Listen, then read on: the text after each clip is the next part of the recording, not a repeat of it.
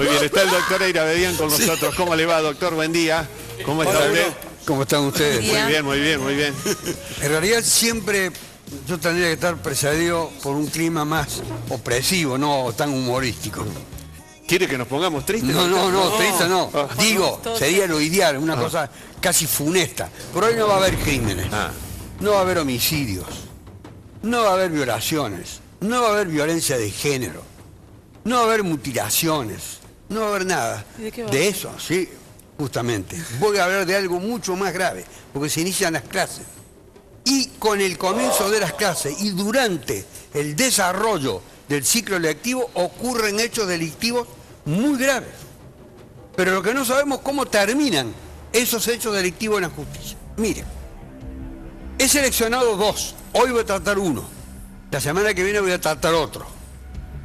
Y los jueces que intervinieron en la resolución de estos conflictos son los mismos, por ejemplo, los miembros de la Cámara Federal de Apelaciones de la capital federal que confirmaron el procesamiento del vicepresidente de la República, de Vudú, es decir, un tribunal altamente conceptual. ¿De qué se trata? Se trata de algo que, digo yo, no debe hacerse, no debe ocurrir, debe evitarse a toda costa. En una dependencia de la Jefatura de Gobierno de la Ciudad de Buenos Aires, reciben una comunicación, tiene nombre de emergencia la dependencia, el nombre de la dependencia burocrática a mí no me interesa porque yo tengo un rechazo visceral a los burócratas, a los que están en administración, a todas esas personas, en realidad no las respeto a casi ninguna, pero alguna vez se las tengo que nombrar porque forman parte de los entes gubernamentales y tengo actitudes críticas hacia los entes gubernamentales. Reciben una comunicación de que en una escuela a la que se identifica han colocado un artefacto explosivo. Bien, inmediatamente esta dependencia comunica a la autoridad de ese establecimiento educativo que allí habría supuestamente colocado una bomba y que van a tomar una serie de medidas a los fines de constatar que tal cosa ocurre. Estaba transcurriendo el mes de noviembre, 7 de noviembre del año 2013. Es decir, estábamos ya casi en el proceso cuando se supone que va a expirar el ciclo lectivo.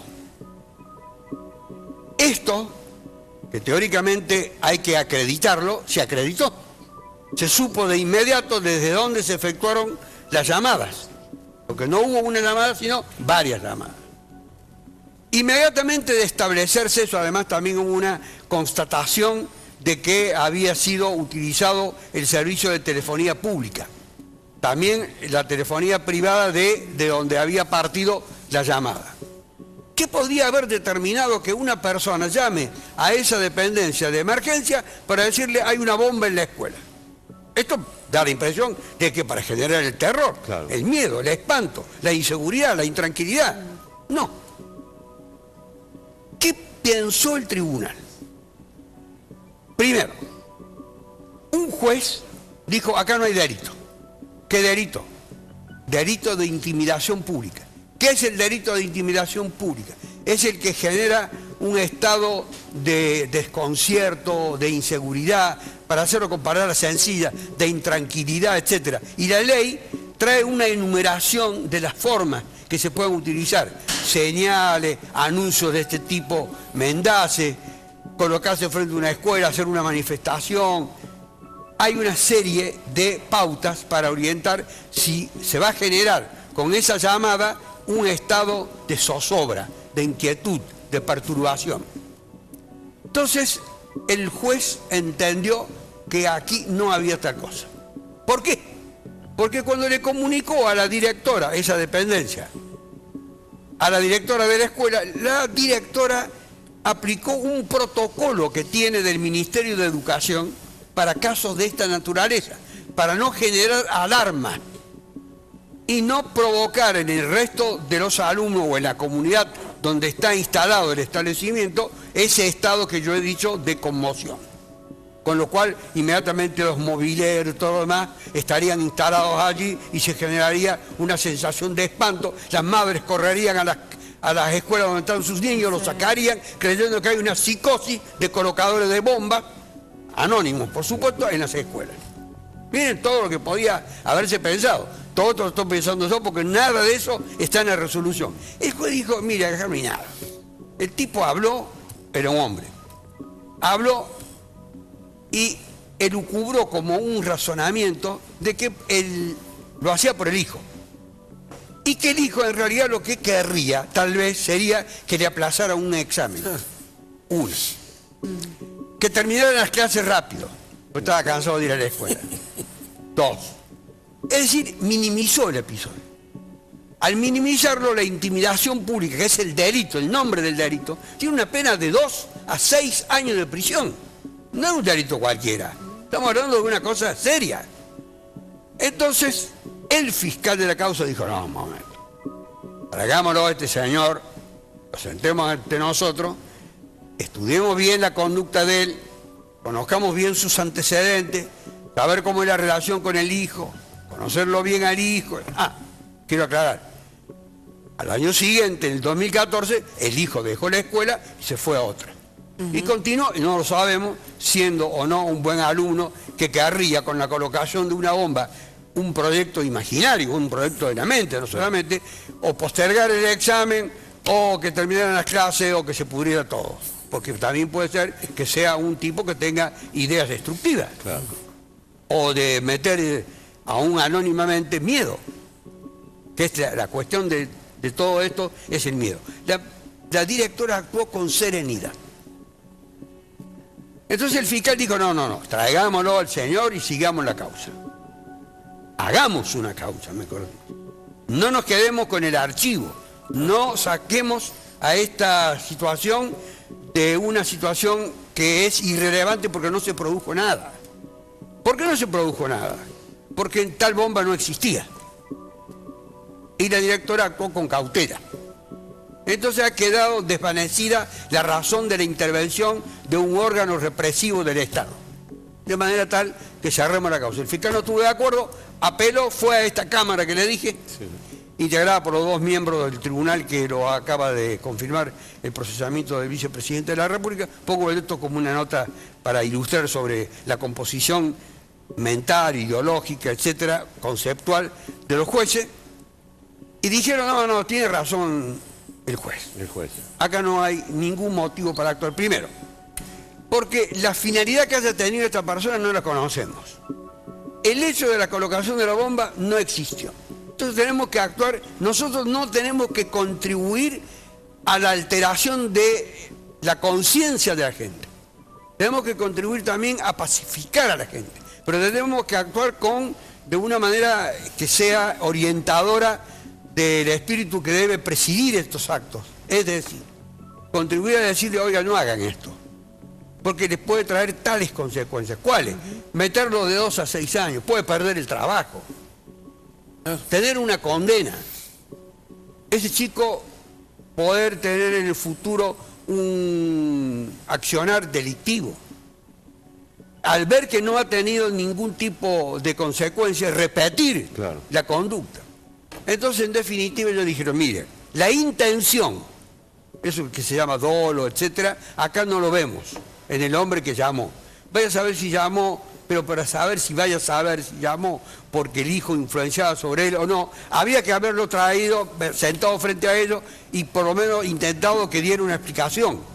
Por supuesto que podía no darla absteniéndose, ejerciendo el derecho de abstenerse. Abstenerse quiere decir cerrar la boca, no trae ninguna consecuencia al acusado, con lo cual no hubieran podido avanzar. Lo único que tenían era el teléfono, la llamada, la escuela identificada.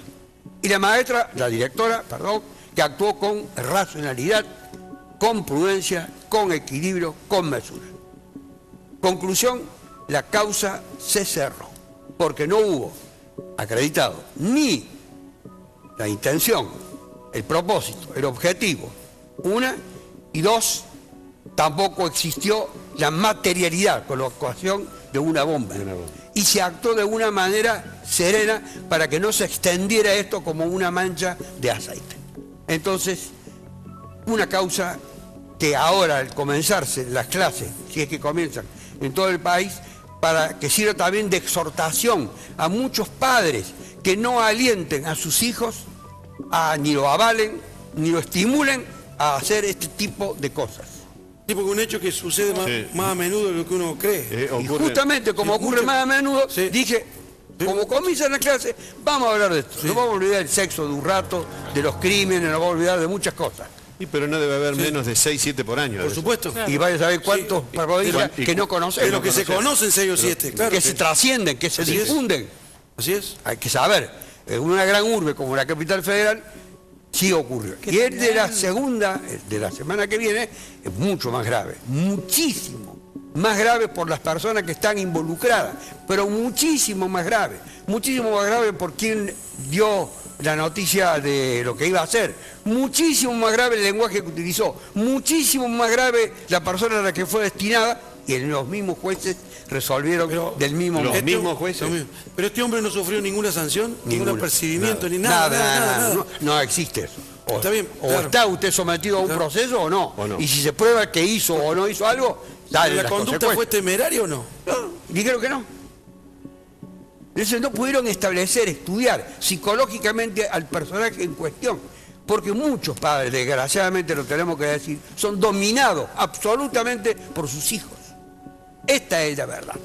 Lo que no se quiere decir, los chicos, 12, 13, 14, 15 años mandan, lo digo todo, mucho, cada vez más.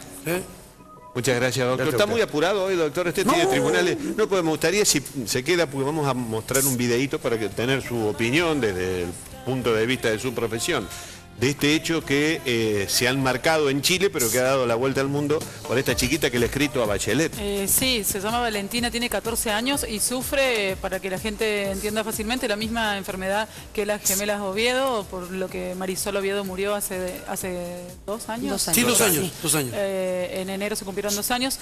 Valentina le pide a la presidenta que le permita aplicarse una inyección letal para dejar de sufrir.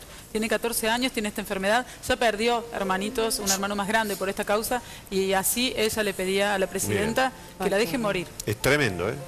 Tremendo. Soy Valentina Moreira, tengo 14 años, sufro de fibrosis quística, solicito hablar urgente con la presidenta porque estoy cansada de vivir con esta enfermedad. Y ella me puede autorizar la inyección para quedarme dormida para siempre. Ya se me murió un hermano mayor, Michael, de la misma enfermedad. Bueno, es tremendo, ¿no? Ella le pide a la presidenta que la deje dormir para siempre.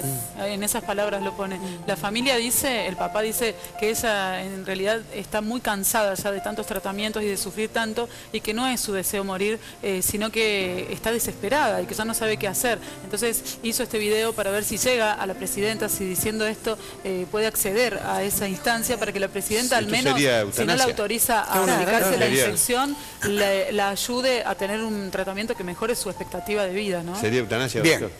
En el fondo es una eutanasia encubierta. Es una niña la que lo pide, ¿no? Es una persona que no tiene, por el desarrollo emocional, no tiene las condiciones como para disponer acerca de su vida. Pero hay que ver 2 aspectos legales.